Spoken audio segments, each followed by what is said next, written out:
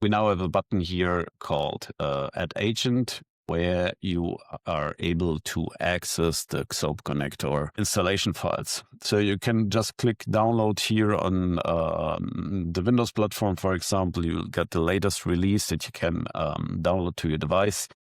And then we have the installation command here that you need to use to register the device. You always need an API key to register the XOAP connector and a specific workspace ID.